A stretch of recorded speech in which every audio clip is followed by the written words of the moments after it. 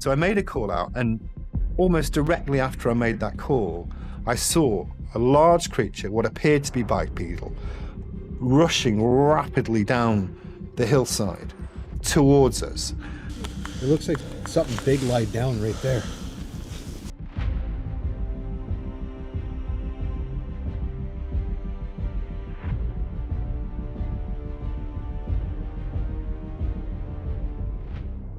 The forest had a name locals rarely spoke after dark, a place of whispers, cold air, and sudden silence. The witness came here by chance, not seeking anything, but something was already watching, a shape between the trees, a weight in the stillness. One encounter, enough to leave a lasting chill. The night was still. The headlights cut through the September dark as Ellen Vetera pulled into the driveway of her farm. It was just after 11. Something was already there. Its eyes flashed back at her, a sharp, cold reflection. Not like an animal, not human either. A slow dread crawled up her spine. The figure shifted, broad shoulders rolled forward, and in the glow of her beams, every inch of it was covered in dark, thick hair. The story of Alaska's hairy man doesn't begin here, but this is how many who live near the Kenai Peninsula describe their first encounter. Quiet, personal, unforgettable. In this corner of Alaska, deep inside what's known as the Alaska Triangle, something stirs in the night. The Harryman expedition followed these trails. Their goal was simple: proof. A face-to-face encounter. Last time, Stephen found a footprint so massive it dwarfed his own boot. Here's where the expedition's first chilling signs appear. In a nutshell, is definitive proof of the existence of the Harryman. And when I say that, specifically what we're looking for is to have an encounter with him. On his last expedition, Stephen took this photo. It's his foot next to a giant footprint. Whatever made this was massive. In the Alaska Triangle, there's plenty of room for giant creatures to hide. In Alaska, there's room for giants. Thousands of square miles of untouched wilderness, and legends that stretch back generations. The locals call him the Hairy Man, a towering bipedal creature up to 9 feet tall, fast, territorial, and if provoked, dangerous. The abandoned settlement of Port Chatham is at the heart of it all. Back in the early 1900s, this fishing town simply emptied. People fled overnight. Bodies had been found mangled in the lagoon, arms torn from sockets, bones snapped clean. Not a bear attack, not a known predator, something else. By 1949, the entire town was silent. The Hairy Man, some say Bigfoot's cousin, had claimed the land. Stephen's team arrives decades later, their boat cutting through grey mist as Portlock emerges from the fog. They know the stories, they've read the logbooks, they've seen the prints. But now, they're stepping into his territory. That moment, caught forever on camera. Away from the hunters, Dr. Ali has been studying Stephen's footprint photo from his previous expedition to the Kenai and has little doubt about this one. I really like this track, typical Sasquatch. I like it because there's no chance this could be a bear. Bears always have their middle toe the furthest forward, and the thumb, as it were, is relatively small, the pinky's large, but they're always behind that middle toe. Rusting machinery still litters the shoreline. Once, this place thrived. Then, the Hairy Man came. Workers refused to return without armed guards. Behind the ruins lies the lagoon where mutilated bodies once floated. As night falls, the team sets trail cameras. They settle into a decaying hunter's cabin, listening to the rain. Then, a whistle, a low grunt. Something shifts just outside the tree line. Moments later, massive tracks, fresh, wide heels, no arch. Exactly what Dr. Robert Alley calls a classic Sasquatch print. Then it happens. A shadow between trees, wide shoulders. It moves fast. Adam lets out a call. The forest answers back. Later, on the boat, thermal footage reveals something hot-blooded, upright and large moving along the shore. Not a moose, not a bear, shoulders wider than its hips. Dr. Ali studies the shape. That's a perfect Hairy Man profile.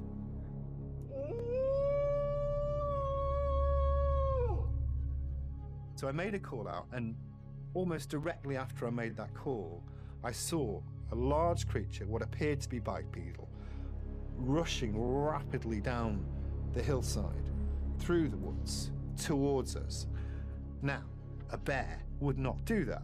If anything, a bear would go in the opposite direction. But this was coming right towards us, and it was an adrenaline rush. I was like, is this going to be it? For the locals, this isn't a myth.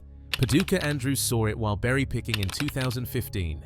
A towering, dark figure stepping through the brush as her dog barked in panic. Ray and Sarah saw it watching them from the lake's edge in 2004. Black, tall, motionless, then gone in a blink. The prints they found that day were massive. Deep heel impressions, clear toes, and always in a straight line, the way Bigfoot walks. In Alaska, sightings stretch back more than a century. Some speak of a flesh and blood creature. Others, something spiritual, a being able to slip between worlds. The Alaska Triangle has a way of swallowing answers. Even now, new evidence surfaces. In 2012, a metal detector near Fairbanks found 18-inch prints with a 6-foot stride. No shoes. No human could make that walk.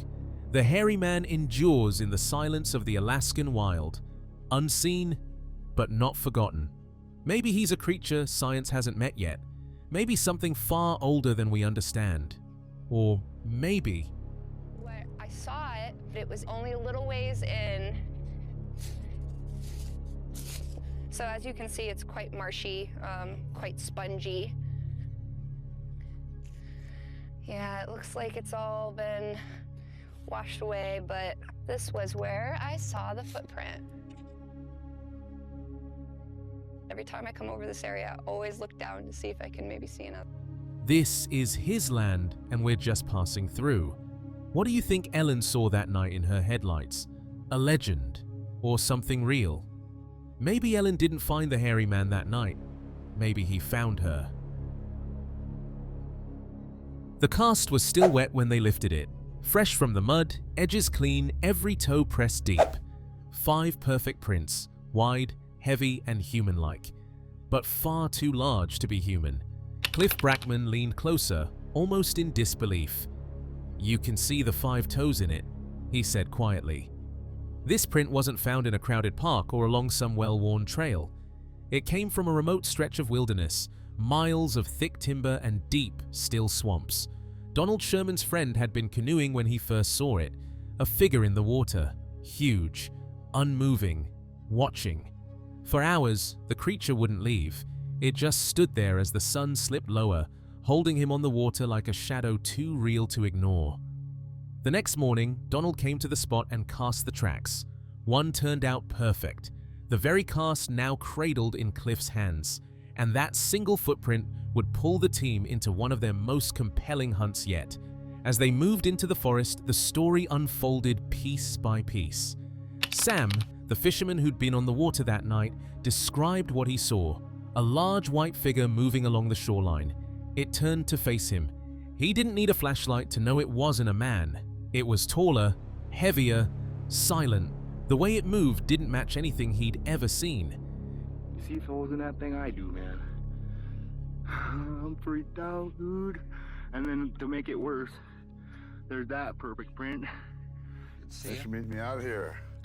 And it's snowing. It is snowing. I tried making it up there, and it's snowed in. Can't get to the spot where it was filmed. Oh man. Well, I didn't get a chance to really look at the video. I'd like to look at it, have you go into more detail on what you saw that day. He filmed the tracks the next day. In the footage, their shape is clear against the mud. Not bear, not deer. A wide heel, arched center, and 5 defined toes. Even through the camera, you could feel the weight that made them. The terrain around the lake was wild. Inaccessible swamps, thick brush, no nearby houses. Perfect cover for something that didn't want to be found.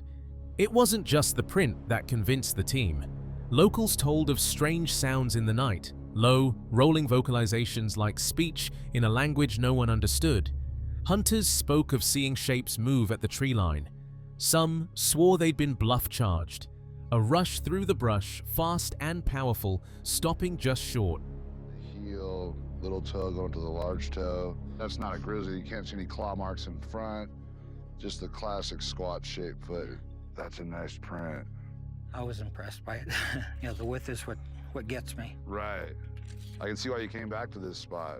It seems like every time I come up to this area, I do find tracks. Since this is the first snow of the year, now there might be fresh prints in the snow as we speak. Snow began to fall that evening.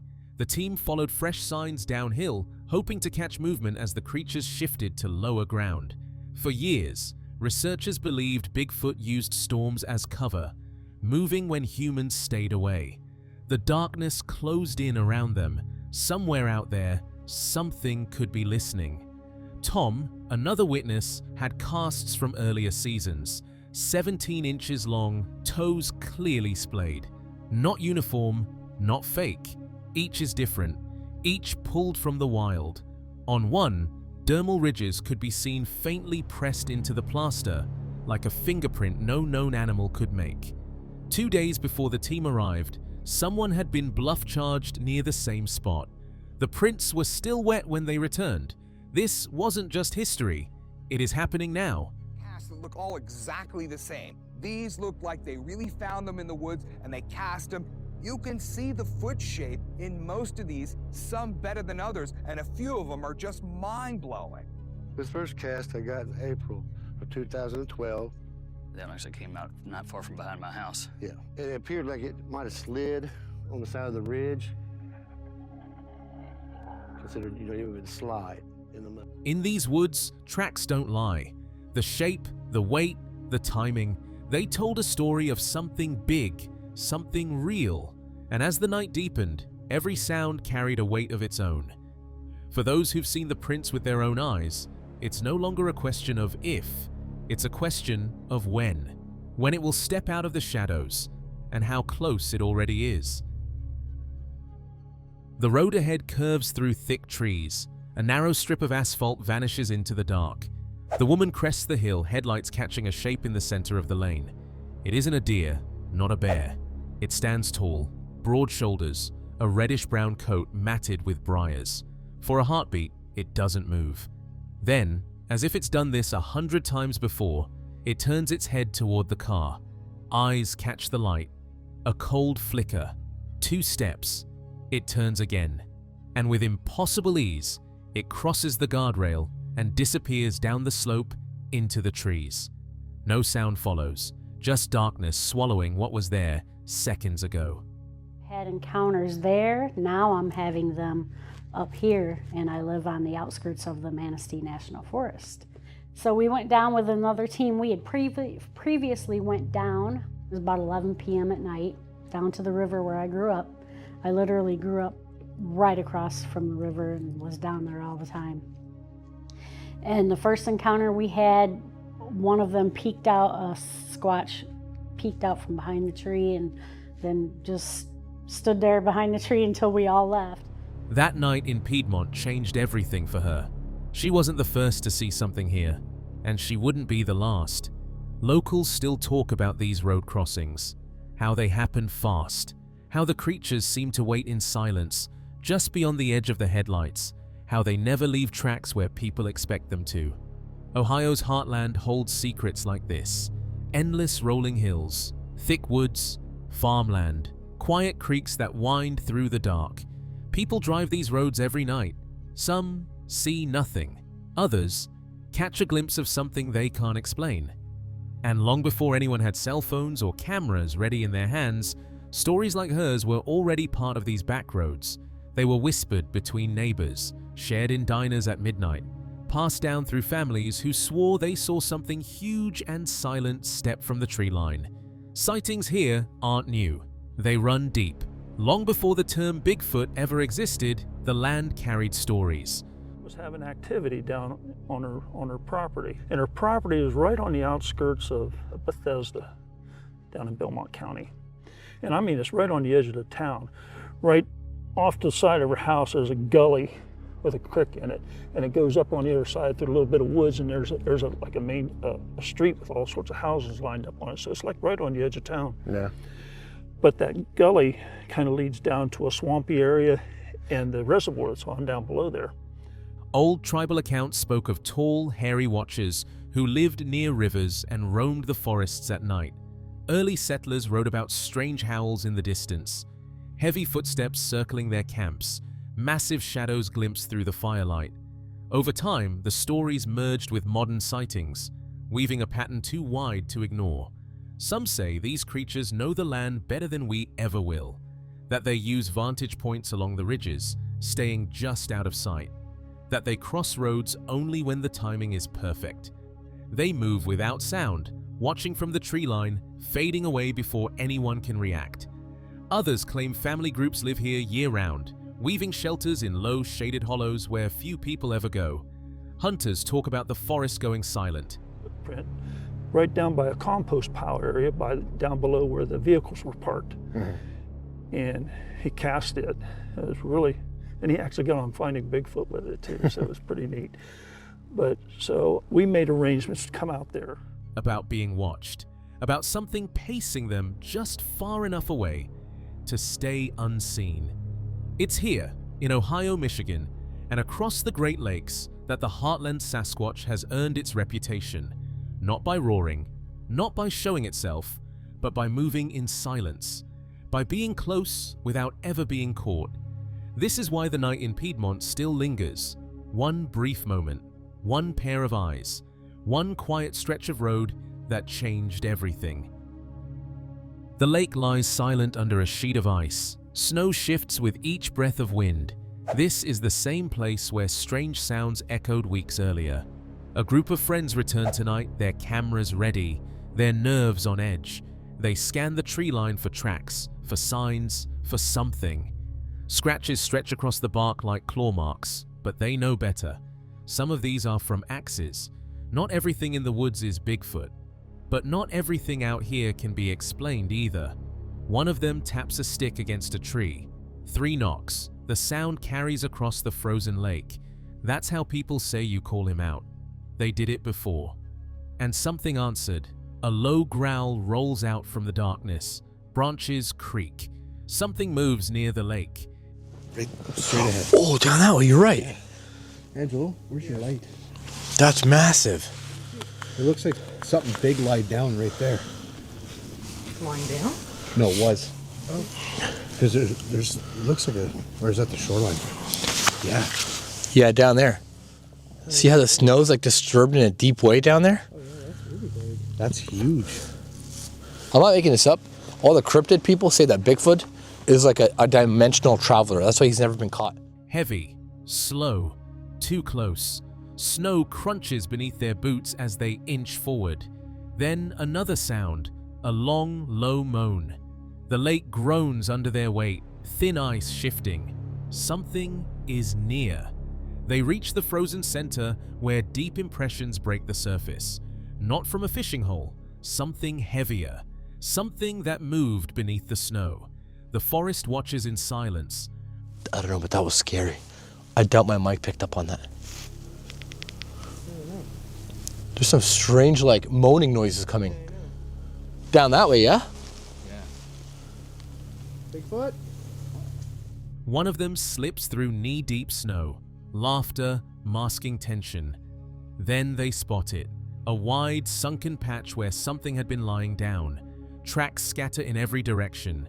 They knock again. 3 sharp hits on the trunk. Snow falls from the branches. No answer. Then, a faint scream, far off in the dark. Flashlights sweep through the trees. They whisper about the stories. The only other thing I could think of right now would be a moose, but it looked like it was kind of... Yeah, it's getting freaky here. Oh, wait, what is that? Just something moved way past where you're looking? Between the 2 trees, yeah. Yeah. I think there's something out there. Better be careful. Look, shine your light up there. Shine your bright flashlight deep up there if you can. Eyes playing tricks on me because I see it moving. Yeah, there. See, now it's kind of gotten dim because the tree's in the way.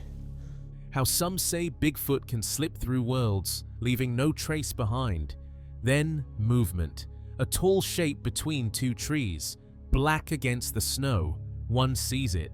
Then another. Their lights catch a flicker of something long-necked, something that vanishes just as quickly. A deep instinct says, don't go any further. Then, a violent crack. I know. I Dude, thought I did. was it black? No, it looked white before the light. Jesus, white? Yeah, like up there.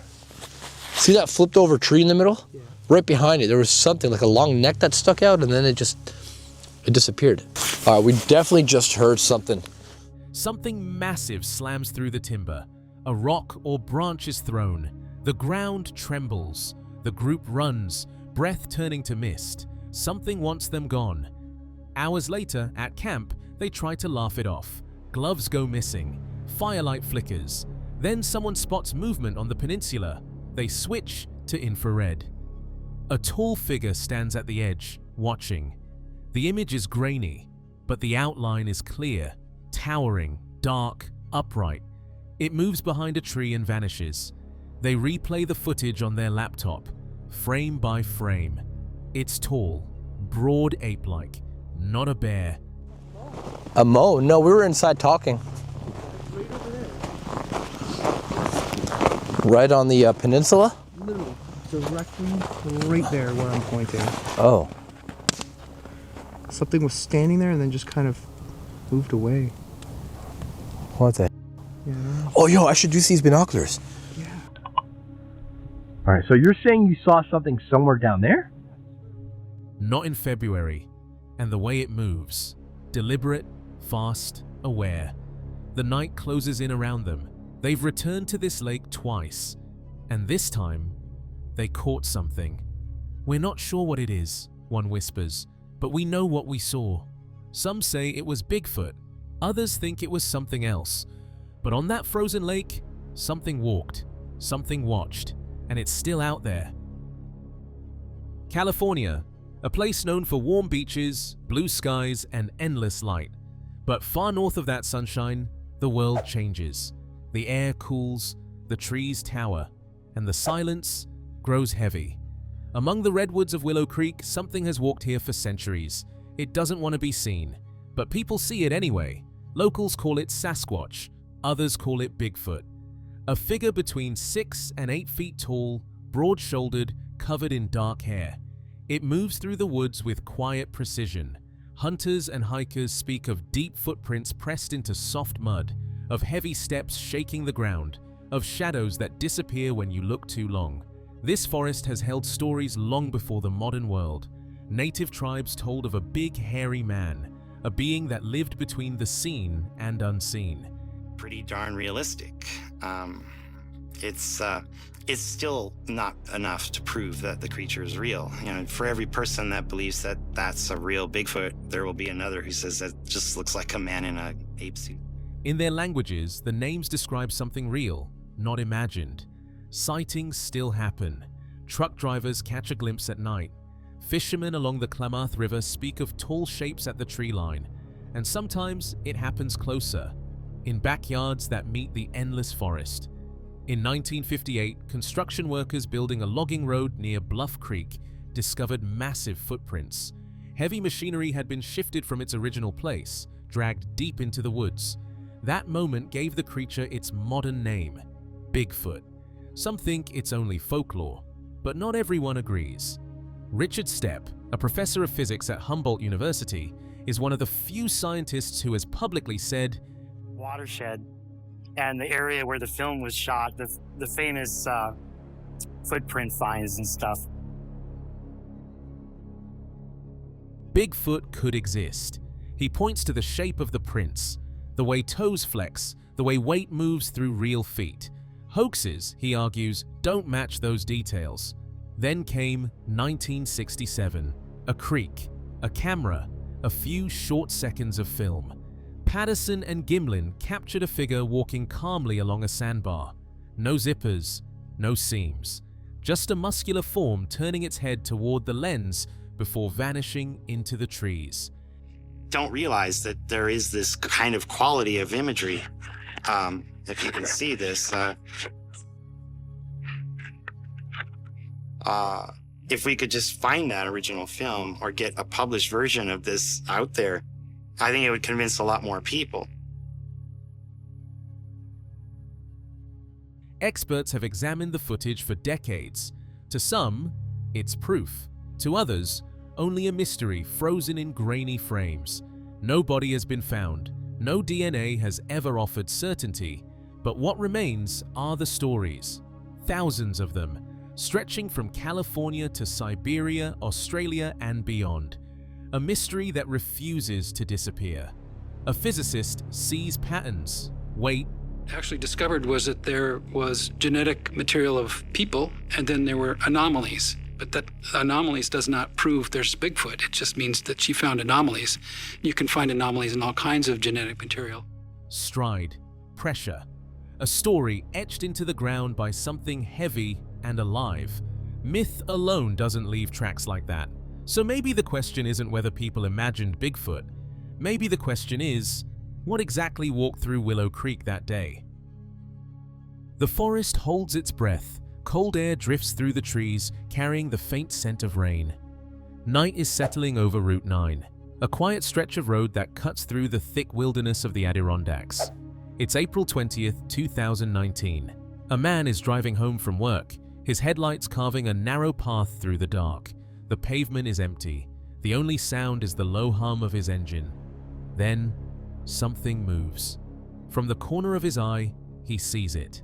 A figure, tall, gray. It bursts from the tree line without a sound. In 4 long strides, it clears the entire road and disappears into the black mouth of the forest. He slams on his brakes. His heart pounds against the steering wheel. Later, he would count his own steps. 13. That's how long it takes an ordinary man to cross this road. Whatever that was, did it in 4. The woman in the white Suburban saw it too. Her eyes were wide, fixed, as if the world had cracked open for just a second.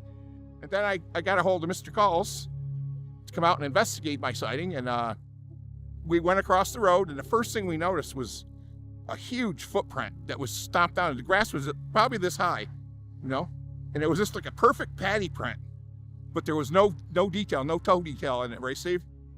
She didn't look at him, she only stared into the trees, where the figure had vanished. The creature was tall, at least 7 feet. Its body is thin, almost starved looking. Its hair is a strange tannish silver, like wet steel under moonlight. It moved fast, too fast. It didn't stumble or slow, it just melted into the dark. The driver would later say it looked old, beaten down. Not the towering, broad-shouldered monster most imagine, but something leaner, wilder.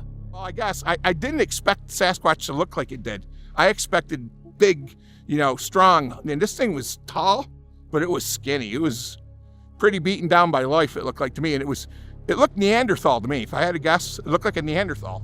A thing shaped by the woods.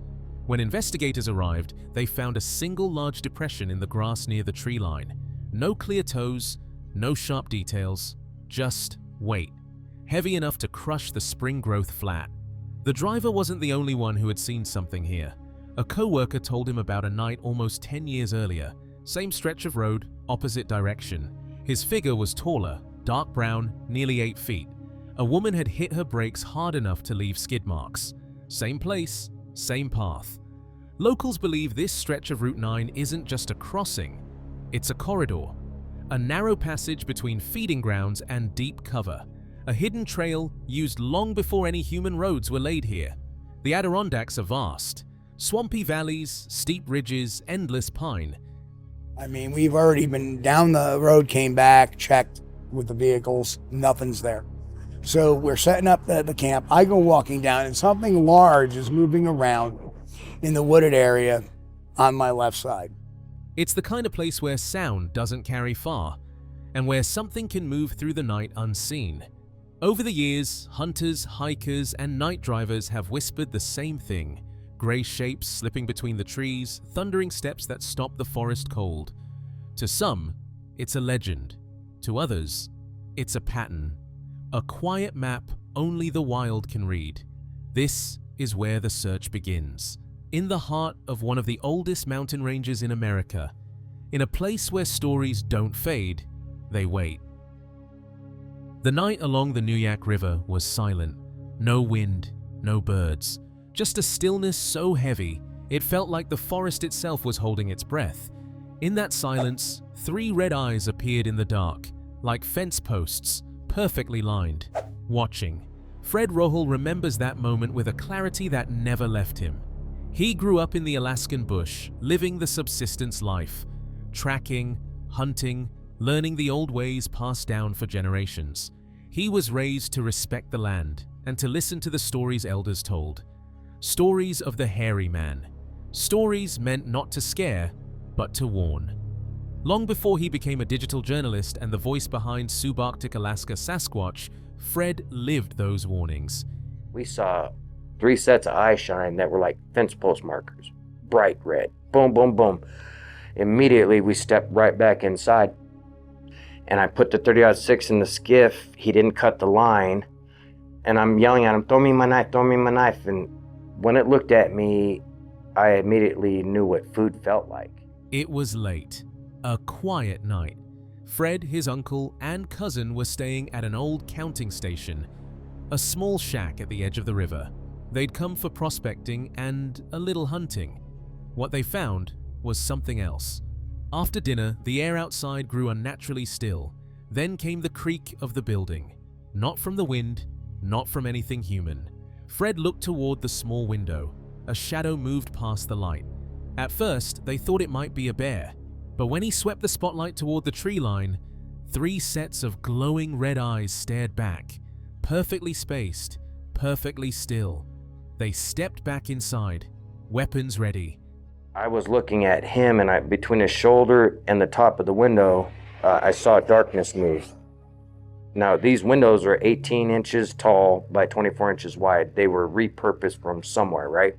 Well, after I seen the movement, he said, that ain't funny. He jumps up, he looks at me. I said, no, I saw movement out there, and we assumed on the Nuyakuk, we were seeing spawn out salmon everywhere. We assumed it was a bear. So, he grabbed 30-06. I had this 12 gauge.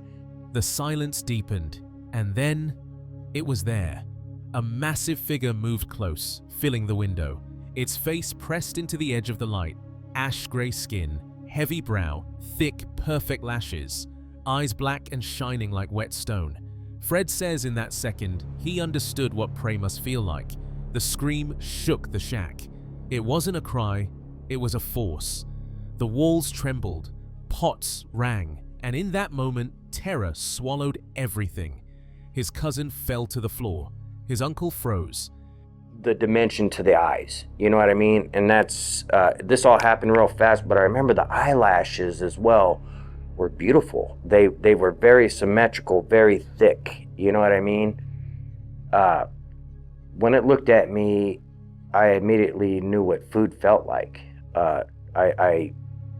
It was instantaneous. There was no mind speaker, nothing like that. I just instantly realized. And outside, heavy steps circled the shack. Fast, powerful, organized. They waited through the night, every sound carved deep into memory. At dawn, they tried to make their escape, but as they reached the riverbank, a massive rock flew past Fred's head and hit the water so hard it touched bottom. Then came the figure, a towering dark shape with long auburn-tipped hair stepping out of the trees. Fred fired 3 rounds, center, mass. The creature didn't flinch, it simply stopped. They made it to the skiff and pushed off, rocks striking the boat as they fled downriver. The forest was silent again, but the silence was no longer empty. That night along the Nuyak River changed everything. For Fred, the stories weren't just stories anymore. They were warnings, real, ancient, and alive. So when he listens to the testimonies of others, he listens differently. Because he's lived it. He's seen what watches in the dark. What do you believe walks the rivers of Alaska? If Sasquatch is a hoax, then it's the most persistent, anatomically accurate, and geographically inexplicable hoax in modern history. To date, thousands of footprint casts have been collected across North America and beyond. Many of them in extremely remote wilderness, where the odds of discovery are so low, it would make no sense for a prankster to go through the trouble. And yet people do find them. So what makes these footprints so convincing? It starts with repeated anatomical features, patterns not seen in human tracks, but found consistently in primate anatomy. One of the most significant indicators is the mid-tarsal break, a flexible joint in the middle of the foot common in great apes like gorillas and chimpanzees, but absent in modern humans. While our feet have an arched structure, these tracks suggest a flat, hinge-like flexibility that allows the foot to adapt to rough terrain. Some of the most compelling casts show human-like footprints, but at inhuman proportions. Prints measuring up to 18 inches long, showing dynamic toe movement, deep pressure ridges, and even asymmetrical steps, details that point to living, flexible feet, not hard molds. Dr. Jeff Meldrum, a physical anthropologist and expert on primate locomotion, has spent years analyzing these tracks. His research points to traits that suggest weight shifting, terrain adaptation, and biological structure, including how the toes grip more firmly on sloped or slippery surfaces, but relax on flat ground. These are movements no wooden or rubber hoax foot could replicate. Some casts go further, showing dermal ridges, the fine skin lines found on fingers and the soles of our feet. These ridges are also present in gorillas, chimpanzees, and, apparently, in Sasquatch. They're incredibly difficult to fake. Police fingerprint expert Jimmy Chilcutt reviewed several casts and said, "If someone faked these, they should be forging money instead. These aren't just broad shapes carved into foam. They show wear, weight distribution, and even injury." In some rare cases, researchers have tracked specific foot injuries, a warped heel, a toe deformation, only to find matching prints years later in the same region, showing the injury's progression and healing through natural callousing. A hoaxer would need not just deep anatomical knowledge, but foresight and access over years to pull that off. Dr. Grover Krantz, another renowned anthropologist, was blunt in his analysis. "You can't fake pressure ridges." He was referring to the subtle compression patterns in the soil, signs that a real, soft, living foot pressed down, shifted weight, and moved forward with force. Of course, there are fakes out there, some of them laughable. Photos exist of crude wooden Sasquatch feet being held up proudly. But those obvious forgeries do not explain the best evidence collected under controlled circumstances by trained scientists in untouched wilderness. And this isn't just a North American phenomenon. In 1951, mountaineer Eric Shipton was scaling the Himalayas when he stumbled across a line of 13-inch humanoid tracks at over 19,000 feet above sea level. The photos made headlines around the world. The prints were deeply embedded in the snow, clearly fresh, and showed a broad foot with an offset big toe, a trait found in some non-human primates. Shipton was baffled. "Nobody goes up to 19,000 feet just to make a joke," he said. And he was right. These weren't just oddities. They were structured, deliberate, biological footprints, appearing in terrain so inhospitable that faking them would be both impractical and senseless. This type of footprint evidence, when evaluated seriously, builds a consistent picture, not just of something big, but of something real, something adapted to survive, to move silently across rugged terrain, and to leave behind traces, even if only for those paying close enough attention. If a creature like Bigfoot exists, and it's as elusive as witnesses claim, then perhaps one of the best chances we have of detecting it isn't through sight, but through sound. Over the years, researchers have collected a remarkable range of audio recordings that defy easy explanation. These aren't distant echoes or wildlife calls misheard in the dark.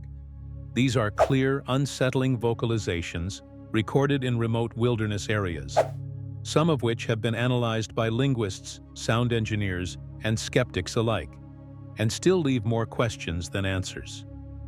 Among the most famous are the Sierra Sounds, recorded in the 1970s by Ron Moorhead and Al Berry deep in the Sierra Nevada mountains. Armed with a microphone and a cassette recorder, the men were hoping for proof of movement. What they captured instead were bizarre, guttural voices, sometimes aggressive, sometimes conversational. The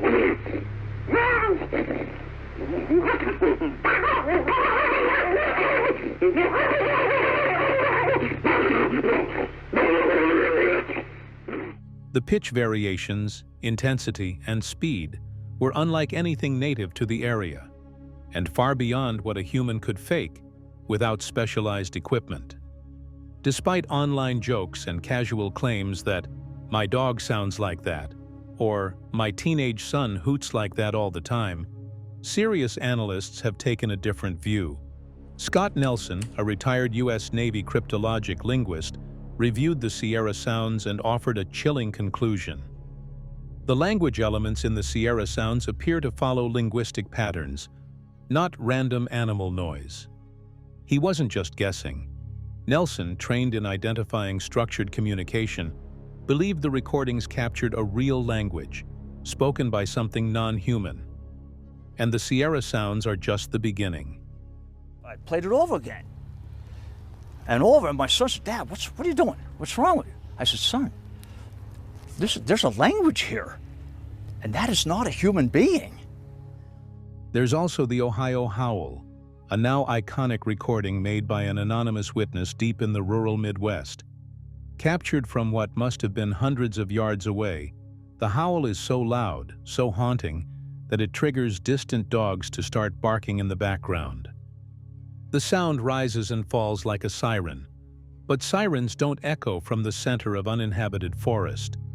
The howl builds, sustains, then drops back into silence, and listeners are left with chills.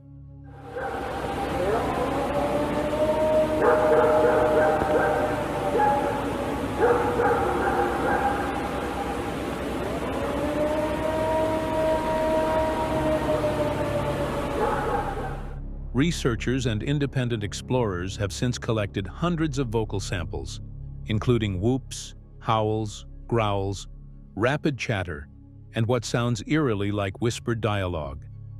The patterns are consistent. The tone is always too low, too wide-ranging, or too fast for the average human vocal range. And they tend to come from regions with a history of Bigfoot sightings. If it's not a person, and not a known animal, then the question becomes much harder to dismiss. In many of these recordings, it's not just the sound that alarms researchers, it's the response. Nearby animals, dogs, elk, even coyotes, go silent, flee, or begin vocalizing as if they've heard something foreign, as if something larger than them has entered their territory. For skeptics, audio has often been dismissed as inconclusive. But for those who've spent time analyzing the frequencies, measuring the decibels, and comparing the patterns, this vocal evidence stands as one of the most compelling categories of Bigfoot research. Because it's hard to hoax something you can't see, and harder still to fake something that speaks back. It was supposed to be just another quiet night in the woods. A couple, a campfire, and the kind of peace you only get deep in Bigfoot country. But the forest had other plans. Right from the start, it felt off. They were driving down the trail when they hit their first roadblock, literally.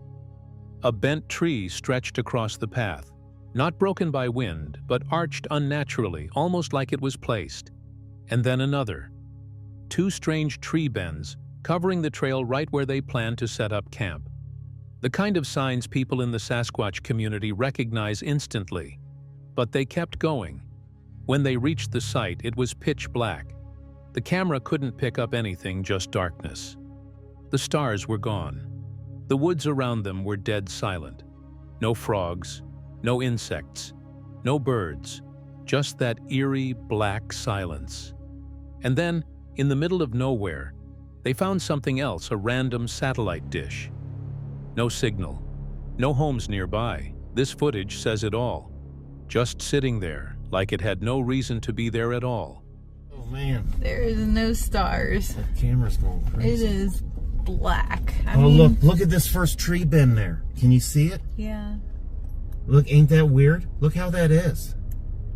And then not only that, so mind you, there was two trees blocking this road earlier that I had to move. You got that bent tree. Now look at this bent tree. gosh. That's covering the whole campground. That's when the tension really started creeping in. They tried to settle in, lit a fire, set up the tent, joked around to keep things light. But the woods were closing in. The fire kept dying out. The flashlights were already going dim. Something wasn't right. Then came the first call, a playful attempt to mimic a Bigfoot whoop. And that's when they heard it. See for yourself. Here's what the camera actually captured: 2 sharp whistles. Whoop! Whoop! How did that become the Bigfoot call? What was that? Babe. Did you hear that whistle? Yes, I did.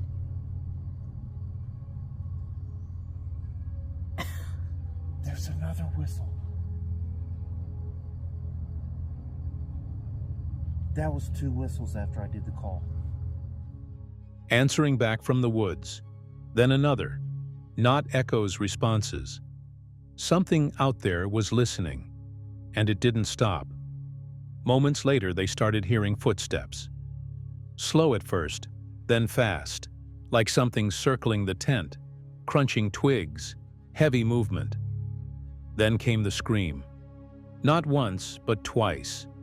High-pitched, human. It shattered the silence, and it didn't sound like any coyote. It came from the direction of their fire. A light flickered near it, even though no one was there. They couldn't tell if it was another person or something else. Take a look at this. There was a scream in the woods. Jerry. There was a scream. Okay, let's go. Come on. Hold on. No, that was a person screaming. I thought I seen something moving by our fire. That confirms somebody's out here. That was screaming. That was a person. They moved fast, trying to get back. But the trail didn't feel like the trail anymore. The path twisted. The trees seemed different. And back at camp, something was dragging. A loud shifting sound. Something heavy. That's when they decided it was time to go. Inside the tent, they tried to lay low, but the sounds returned. Closer this time, crunching leaves. Then a loud thud, like something hitting a tree. And finally, footsteps. Right outside the tent. They froze. Held their breath. Then another thump, like a branch dropped or something slammed. Here's the moment it happened. Listen. Listen. Hey, do you hear that?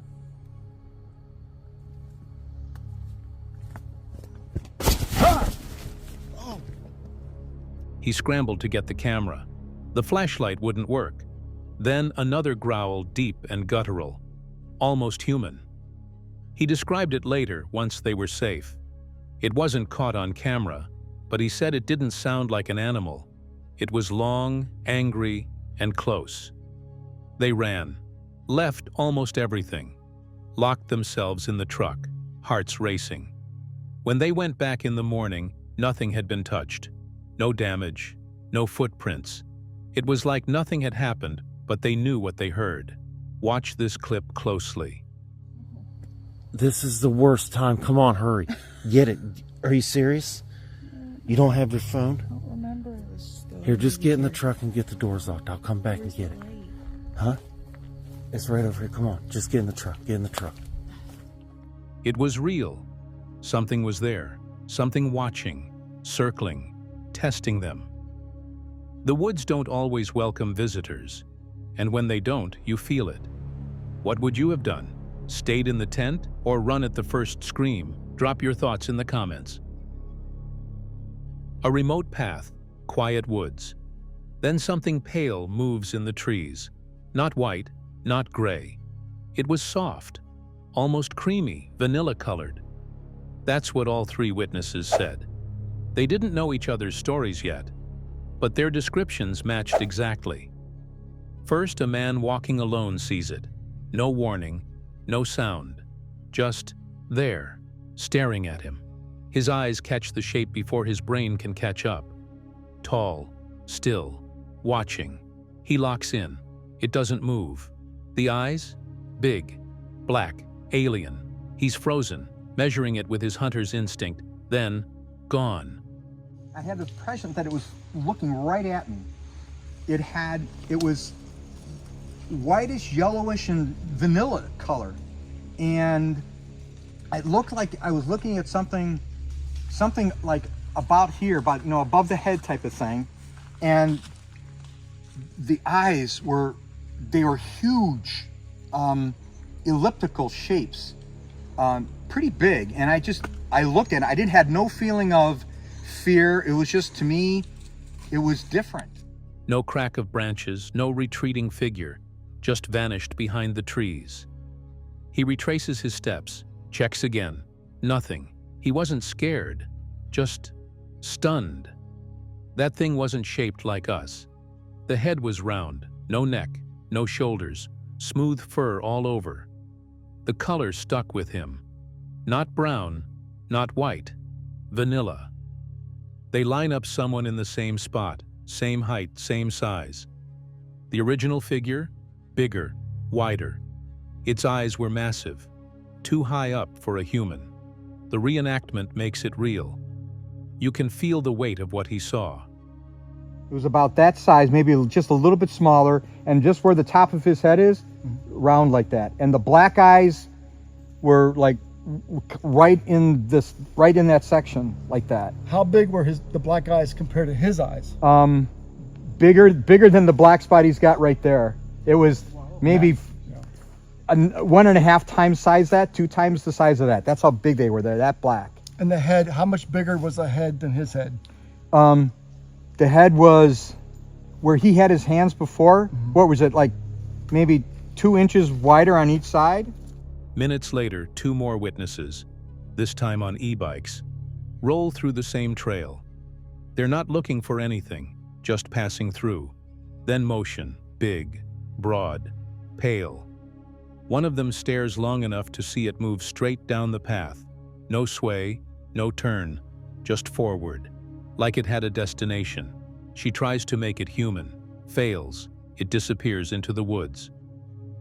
Watch this clip closely.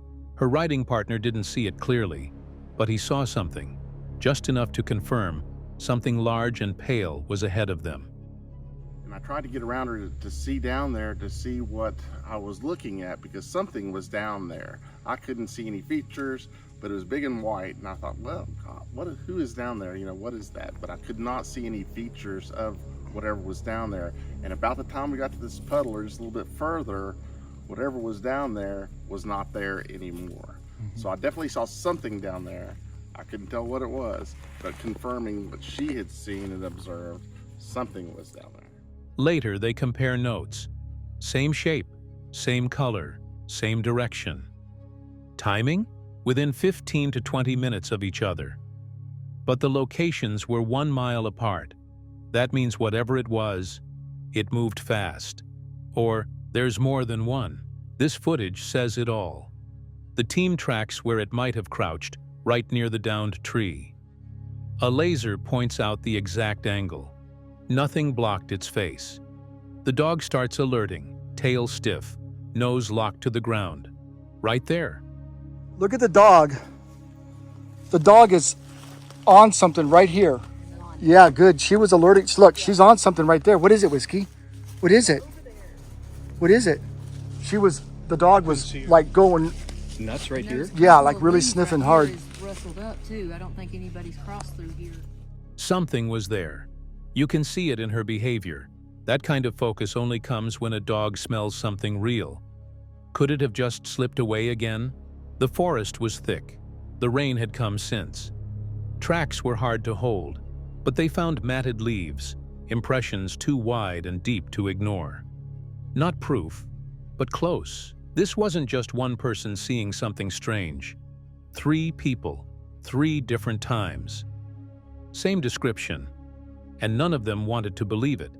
That color, vanilla, stuck in all their minds. So what moved through those woods that day? Was it just one creature, or more? Let us know what you think. Could this be the clearest pattern yet in Bigfoot sightings? This next piece of footage is being hailed by many as the best Bigfoot sighting since the legendary 1967 Patterson-Gimlin footage. And honestly, once you watch it, you might just agree. We're deep in the woods. Snow coats the forest floor. Tall, dry trees stretch into a pale sky. Everything was quiet until the camera started rolling. The footage begins with heavy breathing and a shaky lens. Not your average nature hike. The man behind the camera is clearly in shock. Something rattled him to the core, and it wasn't just a fleeting shadow or rustling leaves. No, he saw something. 2 figures walking upright in the snow. He fumbles with his phone, quickly pulling up the camera. He knows he saw them, and now he wants to prove it. Right up ahead of us here. I just saw 2 figures walking. The camera pans slowly, struggling to focus. You can tell he's scared. His breathing, the tremble in his voice, the slight panic in how he zooms in too fast. But then, just as he adjusts, he catches movement. He pans slightly to the left. And there it is.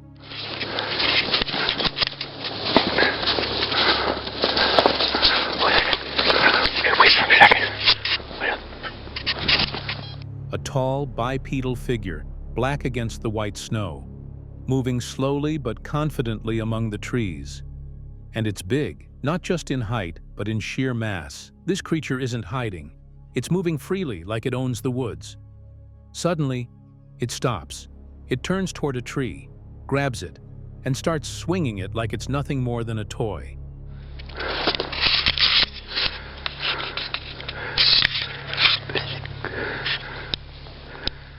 You can hear the panic rising in the man's voice. He whispers, "We gotta get out of here. We're too close." And honestly, who could blame him? That wasn't just a random action. That was strength, raw and unsettling. Whether it was a warning, a show of dominance, or simply play, we don't know. But whatever that creature is, it's not just wandering, it's aware.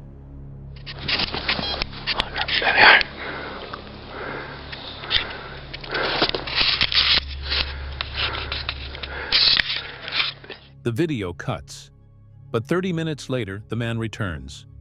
Against better judgment, he heads back to the exact spot of the sighting, camera still rolling. He points toward a tree. It snapped, resting on the ground just as the creature left it. The snow beneath it is marked with massive footprints, long strides, deep impressions, not the kind you'd expect from a human. This thing wasn't wearing boots. It wasn't barefoot either. The print is wide, unlike anything you'd see in your average wildlife tracking guide.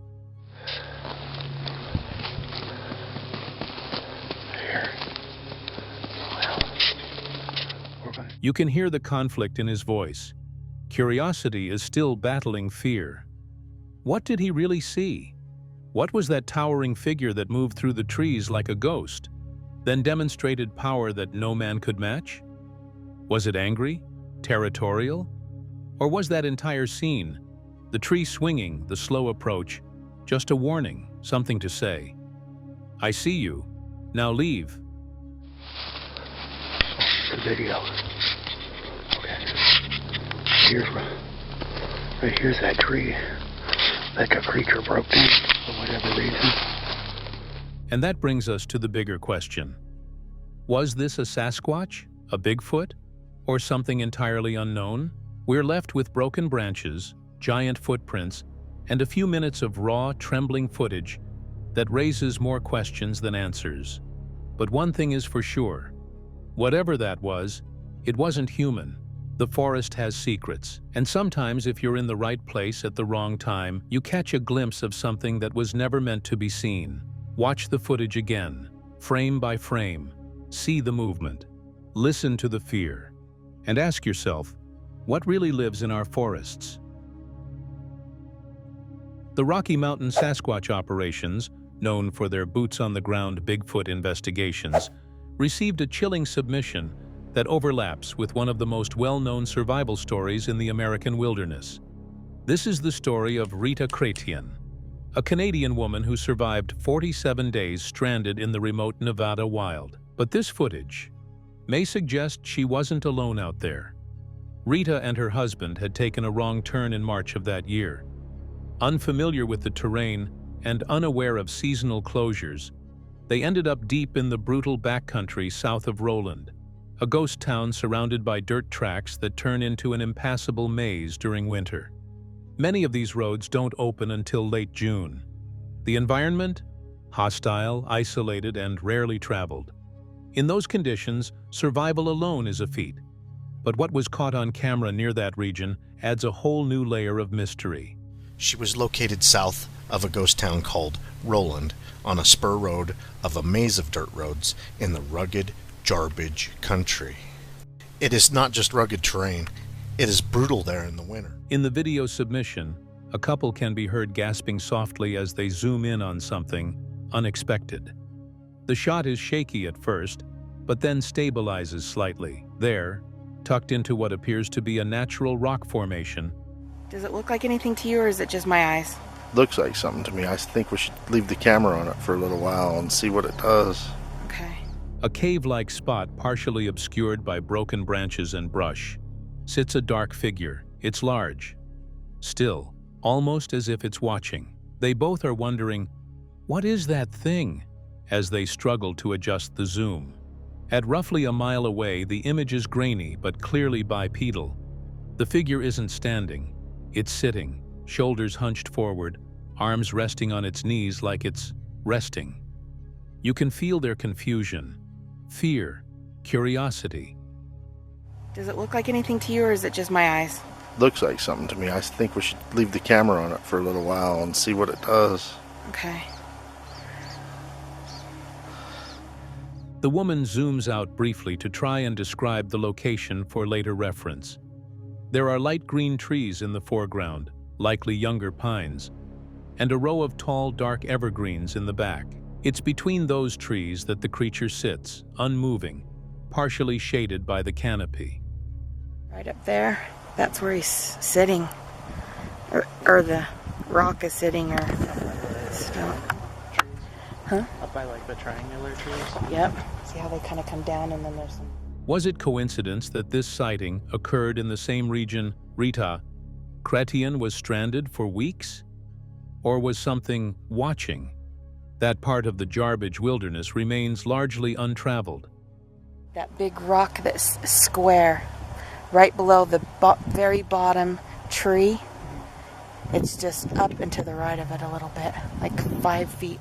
But as this clip shows, sometimes the most remote corners of the wild hold more than just stories of survival. They may hide something, watching, waiting, and very, very real. The forest returned to silence, but the feeling didn't leave. No photo, no clear proof, just a voice, shaking as it remembers. What they saw that night may never be explained, but in those woods, where shadows linger and sound falls away, some things refuse to stay hidden forever. The story remains, waiting for the next step.